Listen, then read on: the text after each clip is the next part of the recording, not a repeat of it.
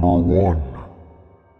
I went to buy a Nintendo 64 with a ton of games and a few controllers for a little more than $100. He told me to meet him at Walmart, not far from my school. So I went after the school day. He told me that morning that he had a cherry red Mustang and to meet him at 3 o'clock. I was looking forward to that Nintendo 64 for a long time, as it took me at least a week of searching online to find this deal. It was halfway through the school day when I received a text message from the man who I was supposed to be meeting that day. He said he wouldn't be able to meet me until tonight, and I figured I'd go along with it, so we agreed on meeting at the same place tonight at 7. This was already well into the winter months, so it was already dark by the time I got there. I pulled into the parking lot to see 2 6-foot men standing near the cherry red Mustang. I wasn't entirely sure, but it looked as if one of them was holding a screwdriver or something like that. I saw him scratching up one of the nearby cars for no apparent reason, and I decided I'd better just leave. I blocked the guy's number and reported the incident to the police. Not more than a month later, I read in my local paper about a man who abducted and tortured a high school student to death.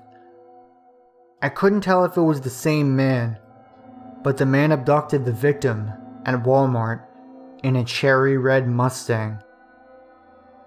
Number 2. My family had a holiday flat that was at literally 3 minutes away from the beach, and I was walking back from it, alone, in a pink dress with my crazy long hair loose. I'm sure I looked a lot older than I actually was. A guy in sports clothes ran past me and I was very shy, so I didn't look up, and I didn't see what he was doing. But after a few moments, he was back at my side, now walking. He told me some things that I don't remember, and I barely answered. There was a park across the street we were walking on with very tall trees that looked more like a labyrinth than anything else. He took my hand and dragged me in, and we sat on a bench far away and hidden from the curious eyes.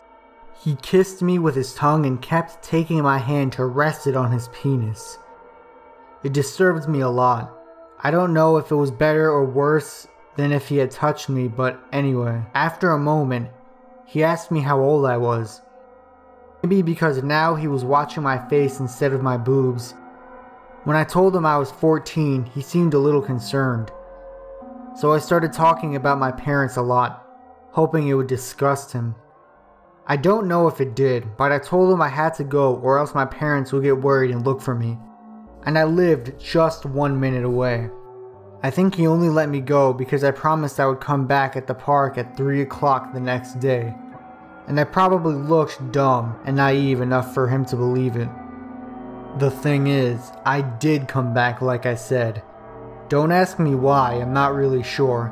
I think I just wanted to teach him he couldn't manipulate innocent girls like that, tell him to go eat shit. So at 3 o'clock I was standing at the edge of the street next to the park, waiting for him to notice me from where he was, certainly inside. Since I was just standing there waiting, people passing by made comments about me being a hooker. It struck me because I really wasn't in the mood of getting trashed, especially not on this subject. It still took me by surprise when I saw a man crossing the road towards me, all in black with a gray cap shadowing his face. I couldn't see if it was the man from the other day, but his walking was quick, straight to me and very determined.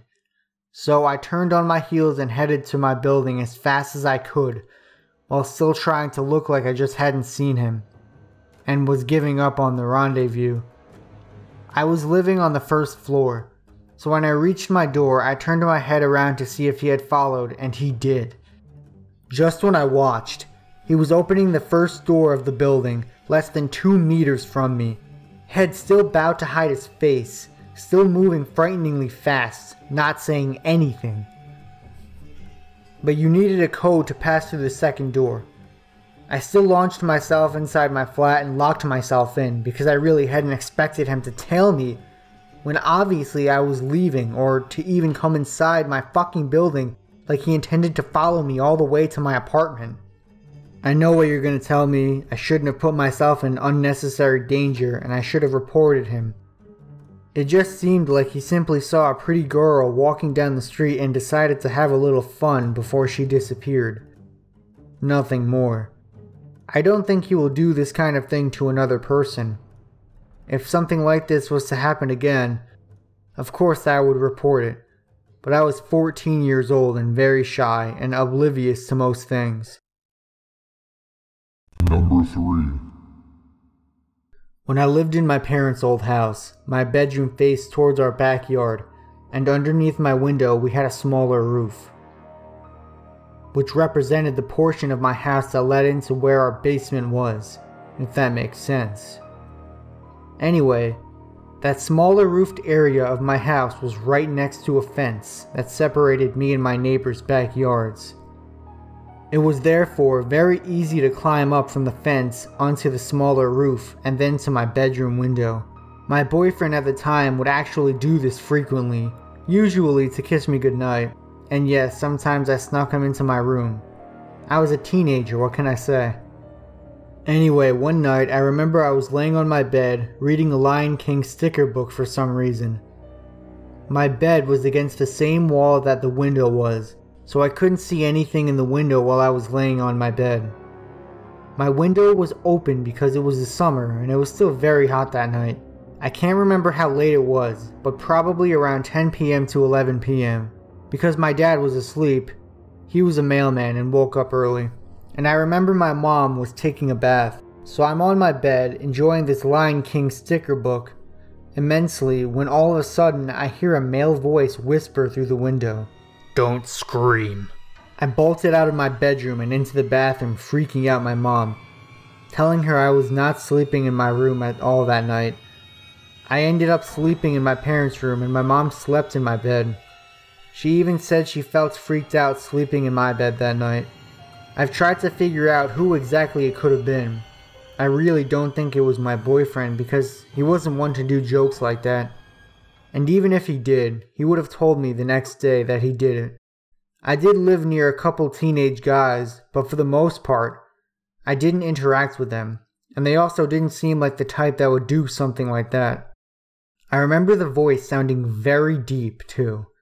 It's one of those things that I'll always remember vividly in my mind when I think about it. For the longest time, I would not sleep with the window open, even if it was really hot out, and back then we didn't have AC, so it really sucked. But I was far too scared.